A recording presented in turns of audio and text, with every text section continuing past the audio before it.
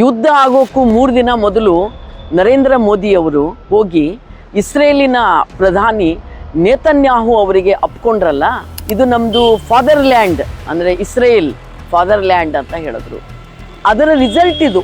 ಭಾರತ ದೇಶದ ಜನತೆ ಹಿತ ಕಾಯೋದನ್ನು ಬಿಟ್ಟು ಅವರು ಅಮೇರಿಕನ್ ಸಾಮ್ರಾಜ್ಯಶಾಹಿ ಇಸ್ರೇಲ್ನ ಹಿತವನ್ನು ಕಾಯ್ತಾ ಇದ್ದಾರೆ. ಭಾರತ ದೇಶದ ಮಧ್ಯಮ ವರ್ಗ, ಕೆಳ ಮಧ್ಯಮ ವರ್ಗ, ಬಡ ಜನತೆ ಕಿಸೆಯಿಂದ ಲೂಟಿ ಮಾಡ್ತಾ ಇದ್ದೀವಿ. ಪೆಟ್ರೋಲ್ ಡೀಸೆಲ್ ಬೆಲೆ ಏರಿಕೆ ಮಾಡೋದ್ರ ಮೂಲಕ ರೈತರ ಮೇಲೂ ಕೂಡ ಹೊರೆ ಆಗ್ತಕ್ಕಂಥ ಪರಿಸ್ಥಿತಿ ನಿರ್ಮಾಣ ಆಗ್ತದೆ. ನಾವು ಕೇಳಕ್ಕೆ ಬಯಸ್ತೀವಿ, ನೀವೇನು ಹೊಟ್ಟಿಗೆ ಅನ್ನ ತಿನ್ನೋರಿದ್ರೆ ಎಂಡಿ ತಿನ್ನೋರಿದ್ರೆ ಅಂತಕ್ಕಂಥ ರೀತಿಯಲ್ಲಿ ಇವತ್ತು ನಾವು ಕೇಳಬೇಕಾದಂಥ ಪರಿಸ್ಥಿತಿನ ಅನಿವಾರ್ಯತೆಯಾಗಿದೆ. ಜನರ ಮೇಲೆ ಹೊರೆ ಮಾಡ್ತಕ್ಕಂಥದ್ದನ್ನು ಕೈ ಬಿಡಬೇಕು, ಪೆಟ್ರೋಲ್ ಡೀಸೆಲ್ ಬೆಲೆ ಏರಿಕೆ ಮಾಡ್ತಕ್ಕಂಥದನ್ನು ವಾಪಸ್ ಪಡಿಬೇಕು ಅಂತಕ್ಕಂಥ ಮಾತನ್ನು ಒತ್ತಾಯ ಮಾಡ್ತಿದ್ವಿ. ರೈತರಿಗೆ ಯಾವುದೇ ತೊಂದರೆ ಆಗ್ತಾ ಇದೆ. ಇವತ್ತು ರೈತರು ಎತ್ತುಗಳನ್ನು ಮಾರಿ ವಾಹನಗಳನ್ನು ನಂಬಿಕೊಂಡು ಇವತ್ತು ಜೀವನ ಮಾಡ್ತಾ ಇರ್ತಾನೆ. ತಕ್ಷಣ ಅದು ಕೇಂದ್ರ ಸರ್ಕಾರ ವಾಪಸ್ ಪಡೆದು ರೈತರ ನೆರವಿಗೆ ಬರಬೇಕಾಗಿ ನಾವು ಕೇಳ್ಕೊತಾ ಇದ್ದೇವೆ. ಇವತ್ತಿಗೂ ಹೇಳ್ಕೊಂಡು ಅಂದರೆ ಒಟ್ಟು 4ನೇ ಬಾರಿಗೆ ಪೆಟ್ರೋಲ್ ರೇಟ್ ಜಾಸ್ತಿ ಆಗಿದೆ. ಜನಸಾಮಾನ್ಯರ ಮೇಲೆ ಏನು ಪರಿಣಾಮ ಬೀರಿದೆ? ಈ ಪ್ರಶ್ನೆ ನಾವು ಈ ದೇಶದ ಪ್ರಧಾನಮಂತ್ರಿ ಸ್ಥಾನದ ಮೇಲೆ ಕೂತಂಥ ನರೇಂದ್ರ ಮೋದಿಯವರಿಗೆ ಭಾರತದ ಜನ ಕೇಳಬೇಕು. ಯುದ್ಧ ಆಗೋಕ್ಕೂ 3 ದಿನ ಮೊದಲು ನರೇಂದ್ರ ಮೋದಿಯವರು ಹೋಗಿ ಇಸ್ರೇಲಿನ ಪ್ರಧಾನಿ ನೇತನ್ಯಾಹು ಅವರಿಗೆ ಅಪ್ಕೊಂಡ್ರಲ್ಲ, ಗಲೆ ಮಿಲಾಯೆ ಅವರು ಮತ್ತೆ ಹೇಳಿದ್ರು ಏನಂತ, ಇದು ನಮ್ಮದು ಫಾದರ್ಲ್ಯಾಂಡ್ ಅಂದರೆ ಇಸ್ರೇಲ್ ಫಾದರ್ಲ್ಯಾಂಡ್ ಅಂತ ಹೇಳಿದ್ರು. ಅದರ ರಿಸಲ್ಟ್ ಇದು. ಪೆಟ್ರೋಲ್ ಡೀಸೆಲ್ ರೇಟು ಅದರ ರಿಸಲ್ಟು ಇದು. ಇಡೀ ಜಗತ್ತಿನಲ್ಲಿ ಯುದ್ಧ ಬಂದುಬಿಟ್ರೆ ಏನಾಗ್ತದೆ ಹೇಳ್ರಿ? ಮತ್ತು ಇಡೀ ಜಗತ್ತಿನ ಒಂದು ಆರ್ಥಿಕತೆ ಅನ್ನೋದೇನೆ ಇಂಧನದ ಮೇಲೆ ಅದ. ಅದರ ಮೇಲೆ ಅಮೇರಿಕಾ ಕಣ್ಣದ.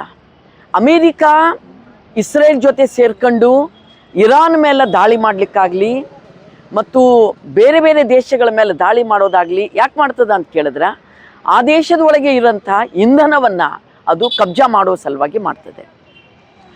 ಸೊ ಆ ರೀತಿ ತೊಗೊಂಡಂಥ ಇಂಧನ ಅನ್ನೋದನ್ನು ಅತ್ಯಂತ ದುಬಾರಿ ರೇಟಿಗೆ ಅದು ಮಾರ್ಕೊಳ್ಬೇಕಂತ ಹೇಳ್ತದೆ. ಇನ್ನು ಭಾರತ ದೇಶ ಈ ಅಮೇರಿಕಾ ಜೊತೆ ದೋಸ್ತಿ ಮಾಡಿ, ಇಸ್ರೇಲ್ ಜೊತೆಗೆ ದೋಸ್ತಿ ಮಾಡಿ ಭಾರತ ದೇಶದ ಜನತೆ ಹಿತ ಕಾಯೋದನ್ನು ಬಿಟ್ಟು ಅವರು ಅಮೇರಿಕನ್ ಸಾಮ್ರಾಜ್ಯಶಾಹಿ ಇಸ್ರೇಲ್ನ ಹಿತವನ್ನು ಕಾಯ್ತಾ ಇದ್ದಾರೆ. ಹಾಗಾಗಿ ಪೆಟ್ರೋಲ್ ಡೀಸೆಲ್ ರೇಟು ತೀವ್ರ ಮಟ್ಟಕ್ಕೆ ಏರಿಸಿ ನಾವೇನು ಮಾಡೋಣ, ಜಗತ್ತಿನಲ್ಲಿ ಯುದ್ಧ ಆರಂಭ ಆಗ್ಯದ, ಇನ್ನೂ ಬಡತನ ಬರ್ಬೋದು, ಜನ ಕೋವಿಡಲ್ಲಿ ಹೆಂಗೆ ಕಷ್ಟಕ್ಕೊಳಗಾಗ್ಯಾರೋ ಅದಕ್ಕಿಂತಲೂ ಕಷ್ಟ ಬರ್ತದೆ, ಇದಕ್ಕೆ ಸಿದ್ಧ ಆಗ್ರಿ ಅಂದರೆ ಇದೇ. ಪೆಟ್ರೋಲ್ ಡೀಸೆಲ್ ಹೆಚ್ಚಾಗ್ತದೆ. ಪೆಟ್ರೋಲ್ ಡೀಸೆಲ್ ಹೆಚ್ಚಾದ ಕೂಡಲೇ ಎಲ್ಲದರ ರೇಟ್ಗಳು ಹೆಚ್ಚಾಗ್ತವೆ. ಅಡುಗೆ ಮಾಡ್ಕೊಂಡು ಉಣ್ಲಿಕ್ಕೆ ಗ್ಯಾಸ್ ಸಿಲಿಂಡರ್ ಸಿಗೋದಿಲ್ಲ. ಗ್ಯಾಸ್ ಸಿಲಿಂಡರ್ ರೇಟು ಜಾಸ್ತಿ ಮಾಡಿದ್ದಾರೆ, ಈಗ ಇನ್ನೂ ಮಾಡ್ತಾರೆ. ಅವಾಗ ಅವ್ರು ಹೇಳೋದು ಕಟ್ಟಿಗೆ ಹಚ್ಕೊಂಡು ಅಡುಗೆ ಮಾಡಿರಿ. ನರೇಂದ್ರ ಮೋದಿಗೆ ನಾವು ಕೇಳ್ತೀವಿ, ಆಯಿತು ನಮ್ಮ ಹೆಣ್ಮಕ್ಳು ಸೌದೆ ತಂದು ಕಟ್ಟಿಗೆ ತಂದು ಅಡುಗೆ ಮಾಡ್ತಾರೆ, ಇಡೀ ಅರಣ್ಯನೇ ಅದಾನಿ ಅಂಬಾನಿ ಕೊಟ್ಟು ಹಾಕಿದಿರಲ್ಲ. ಪ್ರತಿದಿನ ಲಕ್ಷಗಟ್ಟಲೆ ಮರಗಳನ್ನು ಅದಾನಿ ಅಂಬಾನಿ ಕಡ್ದಾಕ್ತಾ ಇದ್ದಾರೆ. ನೀವು ಅವ್ರಿಗೆ ಕೊಟ್ಟಿದ್ದೀರಿ, ಆ ಕಾಯ್ದೆ ತಿದ್ದುಪಡಿ ಮಾಡಿದ್ದೀರಿ. ಯಾರನ್ನು ಕೇಳೋದು ನಾವಿವಾಗ? ಒಂದು ಕಡೆಗೆ ಇಡೀ ಅರಣ್ಯ ಕೊಟ್ಟಿದ್ದೀರಿ, ಮತ್ತೊಂದು ಕಡೆಗೆ ಅಮೇರಿಕನ್ ಸಾಮ್ರಾಜ್ಯಶಾಹಿ ಜೊತೆ ಸೇರಿ ಯುದ್ಧಕ್ಕೆ ಪ್ರೇರಣೆ ಮಾಡ್ತಾ ಇದ್ದೀರಿ. ಯುದ್ಧ ನಡೀತಾ ಇದೆ. ಇವೆಲ್ಲ ಕಾರಣದಿಂದ ಪೆಟ್ರೋಲ್ ಡೀಸೆಲ್ ರೇಟು ಜಾಸ್ತಿ ಆಗ್ತದೆ. ಅದನ್ನು ನೀವು ಭಾರತ ದೇಶದ ಮಧ್ಯಮ ವರ್ಗ, ಕೆಳ ಮಧ್ಯಮ ವರ್ಗ, ಬಡ ಜನತೆ ಕಿಸೆಯಿಂದ ಲೂಟಿ ಮಾಡ್ತಾ ಇದ್ದೀರಿ. ಲೂಟಿ ಇದು ಜನರ ಮೇಲೆ ಮಾಡುವಂಥ ಬಹುದೊಡ್ಡ ಯುದ್ಧ, ದಾಳಿ ಇದು. ಅಲ್ಲಿ ಯುದ್ಧ ನಡೆದ್ರೆ ಇಲ್ಲಿ ಈ ಪೆಟ್ರೋಲ್ ಡೀಸೆಲ್ ರೇಟ್ ಹೆಚ್ಚು ಮಾಡುವ ಮೂಲಕ ಯುದ್ಧ ಮಾಡ್ತಾ ಇದ್ದಾರೆ. ರೂಪಾಯಿ ರೇಟು ಇವತ್ತು ಸಂಪೂರ್ಣ ಕುಸಿದಿದೆ. ಡೀಸೆಲ್ ರೇಟು ಜಾಸ್ತಿ ಆಗಿದೆ, ಡಾಲರ್ ರೇಟು ಜಾಸ್ತಿ ಆಗಿದೆ, ರೂಪಾಯಿ ರೇಟು ಕುಸಿದಿದೆ. ಬಡ ಜನತೆ ಸಾಯ್ತಾ ಇದ್ದಾರೆ. ಜನ ಖಂಡಿತ ಇಂದಲ್ಲ ನಾಳೆ ನಿಮ್ಮ CJ ಯಾರು ಜಿರಲೆ ಹೇಳಿದಿರಲ್ಲ, ದೇಶದ ಜನತೆ ಜಿರಲೆಯಾಗಿ ಬಂದು ನಿಮ್ಮನ್ನು ಮುಕ್ಕಳ್ತಾರೆ. ಇವತ್ತು ಪೆಟ್ರೋಲ್ ಡೀಸೆಲ್ ಅನಿಲ ಗ್ಯಾಸ್ ಬೆಲೆಗಳನ್ನು, ದಿನಬಳಕೆ ವಸ್ತುಗಳ ಬೆಲೆಗಳನ್ನು ಗಗನಕ್ಕೇರಿಸಿ ಜನಸಾಮಾನ್ಯರ ಮೇಲೆ ಹೊರೆ ಮಾಡ್ತಕ್ಕಂಥದ್ದು, ಜನರಿಗೆ ಬರೆ ಎಳಿತಕ್ಕಂಥ ರೀತಿಯಲ್ಲಿ ಹೆಜ್ಜೆ ಆಗ್ತಿದ್ದಾರೆ. ಜನರ ಬಗ್ಗೆ ಇವ್ರಿಗೆ ಕಂಚಿತಗೊಳಿಸೋಕೆ ಕೂಡ ಕಾಳಜಿ ಇಲ್ಲ, ಕರುಣೆ ಇಲ್ಲ, ಕಕ್ಲತಿ ಇರಲಾರ್ದಂಥ ರೀತಿಯಲ್ಲಿ ಹೆಜ್ಜೆ ಆಗ್ತಕ್ಕಂಥ ನೀತಿಯನ್ನು ಇವತ್ತು ಯಾವುದೇ ಕಾರಣಕ್ಕೂ ಜನವಿರೋಧಿ ನೀತಿಯನ್ನು ಜಾರಿಗೆ ತರ್ತಕ್ಕಂಥ ನೀತಿ ಏನಿದೆ ಅದು ಹಿಂಪಡಿಬೇಕು ಅಂತಕ್ಕಂಥ ಮಾತನ್ನು ಒತ್ತಾಯ ಮಾಡ್ತಿದ್ವಿ. ಪೆಟ್ರೋಲ್ ಡೀಸೆಲ್ ಬೆಲೆ ಏರಿಕೆ ಮಾಡೋದ್ರ ಮೂಲಕ ರೈತರ ಮೇಲೂ ಕೂಡ ಹೊರೆ ಆಗ್ತಕ್ಕಂಥ ಪರಿಸ್ಥಿತಿ ನಿರ್ಮಾಣ ಆಗ್ತದೆ. ಇವತ್ತು ರೈತರು ಕೆಲವೊಂದು ಕಡೆಗೆ ಏನಾಗ್ತದೆ ಪರಿಸ್ಥಿತಿ, ಕಬ್ಬಿಗೆ ನೀರು ಬಿಡ್ತಕ್ಕಂಥದ್ದು, ಕರೆಂಟಿನ ಅಭಾವದಿಂದ, ಟ್ರಾನ್ಸ್ಫರ್ ಸಮಸ್ಯೆಯಿಂದ ಇಂಥದ್ದು ಎಲ್ಲ ಮೂಲಕನೂ ಕೂಡ ಇಂಜನ್ಗಳ ಮೂಲಕ ಬಳಸೋದ್ರ ಮೂಲಕನೂ ಕೂಡ ತೊಂದರೆ ಆಗ್ತದೆ. ಇವತ್ತು ರಾಶಿ ಮಷಿನ್ಗಳಿನ ಮೂಲಕ ಬಳಸ್ತಕ್ಕಂಥ ತೊಂದರೆ ಆಗ್ತದೆ. ಇವತ್ತು ಅದೇ ರೀತಿಯಾಗಿ ಇವತ್ತು ರೈತರಿಗೆ ಇದನ್ನು ಪೆಟ್ರೋಲ್ ಇಂಜನ್ಗಳನ್ನು ನಡೆಸ್ತಕ್ಕಂಥ ರೀತಿಯಲ್ಲಿ ಹೊರೆ ಆಗ್ತದೆ.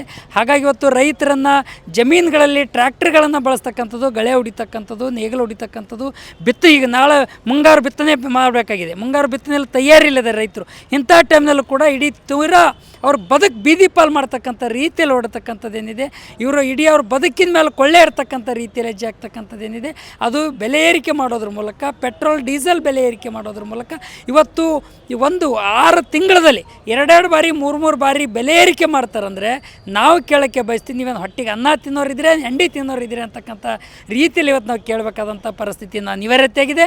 ಜನರ ಮೇಲೆ ಹೊರೆ ಮಾಡ್ತಕ್ಕಂಥದ್ದನ್ನು ಕೈ ಬಿಡಬೇಕು, ಪೆಟ್ರೋಲ್ ಡೀಸೆಲ್ ಬೆಲೆ ಏರಿಕೆ ಮಾಡ್ತಕ್ಕಂಥದ್ದನ್ನು ವಾಪಸ್ ಪಡಿಬೇಕು ಅಂತಕ್ಕಂಥ ಮಾತನ್ನು ಒತ್ತಾಯ ಮಾಡ್ತಿದ್ವಿ. ಒಂದು ವೇಳೆ ಪೆಟ್ರೋಲ್ ಡೀಸೆಲ್ ಗ್ಯಾಸ್ ಬೆಲೆಯನ್ನು ಏರಿಕೆ ಮಾಡಿದ್ದನ್ನು ವಾಪಸ್ ಪಡೀಲಿಲ್ಲ ಅಂದರೆ ನಾವು ಜನಸಾಮಾನ್ಯರು ಬೀದಿಗಿಳಿದು ಹೋರಾಟ ಮಾಡಬೇಕಂತಕ್ಕಂಥ ಮಾತನ್ನು ಕೂಡ ಈ ಸಂದರ್ಭದಲ್ಲಿ ಆಗ್ರಹ ಮಾಡ್ತಾಯಿದ್ದೀವಿ. ಶರಣಬಸಪ್ಪ ಮಮ್ಮಶೆಟ್ಟಿ. ಡೀಸೆಲ್ ಮತ್ತು ಪೆಟ್ರೋಲ್ ಬೆಲೆ ಏರಿಕೆಯಿಂದ ರೈತರಿಗೆ ಬಹು ತೊಂದರೆ ಆಗ್ತಾಯಿದೆ. ಇವತ್ತು ರೈತ ಎತ್ತುಗಳಿಲ್ಲದೆ ವಾಹನಗಳ ಮೇಲೆ ಹೆಚ್ಚಿನ ಅವಲಂಬನೆ ಇಟ್ಕೊಂಡು ಇವತ್ತು ಉಳುಮೆ ಮಾಡ್ತಾ ಇರ್ತಾನೆ.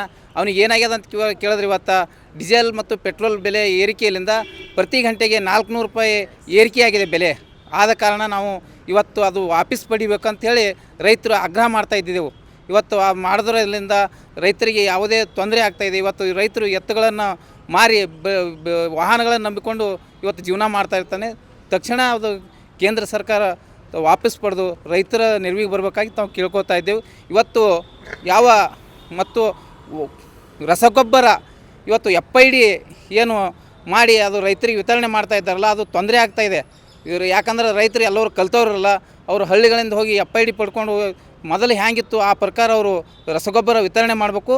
ಮತ್ತು ಅದಕ್ಕೆ ಲಿಂಕ್ ಕೊಡೋದು, ಯಾವ ಒಂದು ಚೀಲ DAP ತೊಗೋಬೇಕಾದ್ರೆ ಅದಕ್ಕೊಂದು ಚೀಲ ವಿಶ್ವೀಸ ಅಥವಾ ಸಟ್ರೇಟ ಲಿಂಕ್ ಕೊಡ್ತಾರೆ. ಯಾಕಂದ್ರೆ ರೈತ 1300 ರೂಪಾಯಿ 1350 ರೂಪಾಯಿ ತೊಗೊಂಡು ಒಂದು ಚೀಲ DAP ತರ್ಲಿಕ್ಕೆ ಹೋದ್ರೆ ಅದರ ಲಿಂಕಿಗಾಗಿ 1800 ರೂಪಾಯಿ ಮತ್ತು ಬೇರೆ ಖಾತಾ ತೊಗೋಬೇಕು ಅನ್ನೋದು ಮಾಡ್ಲಿಕ್ಕತ್ತಾರ. ತಾವು ಅಧಿಕಾರಿಗಳು ಅದನ್ನು ತಕ್ಷಣ ಯಾವ ಆಗ್ರೋ ಮಾಲೀಕರಿಗೆ ಹೋಗಿ ಅದು ಮಾಡಬೇಡ್ರಿ ಅಂತ ಹೇಳಬೇಕಾಗಿ ತಮ್ಮಲ್ಲಿ ಕೇಳ್ಕೊಳ್ತೇವೆ. ಅದು ಆಗಲಿಲ್ಲ ಅಂದ್ರೆ ನಾವು ಯಾವ ತಾಲೂಕಿನಲ್ಲಿ ಆಗಿರ್ಬೋದು, ಜಿಲ್ಲಾದಲ್ಲಿ ಉಗ್ರವಾದ ಹೋರಾಟ ಮಾಡಿ ನಾವು ಯಾವ ವಿಧಾನಸೌಧ ಮುಕ್ತಿಗೆ ಹಾಕೋ ಮುಖಾಂತರ ರೈತರು ಆಕ್ರೋಶ ವ್ಯಕ್ತಪಡಿಸ್ತೇವೆ ಅಂತ ಹೇಳಿ ಕೇಳ್ಕೊತಾ ಇದ್ದು. ಅಶೋಕ್ ಹುಗಾರ್, ಗುಡ್ಡೆವಾಡಿ, ರೈತ ಮುಖಂಡರು. ನಮ್ಮ ಕಾರ್ಯಕ್ರಮಗಳನ್ನ ನೀವು ನೋಡ್ತಾ ಇದ್ರೆ ನಮ್ಮ ಚಾನೆಲ್ ಅನ್ನ ಸಬ್ಸ್ಕ್ರೈಬ್ ಮಾಡಿ, ಪಕ್ಕದ ಬೆಲ್ ಐಕಾನ್ ಒತ್ತಿ ನಮ್ಮನ್ನ ಬೆಂಬಲಿಸಿ.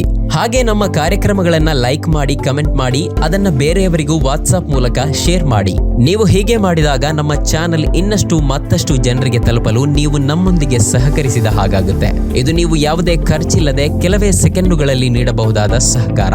ಧನ್ಯವಾದಗಳು.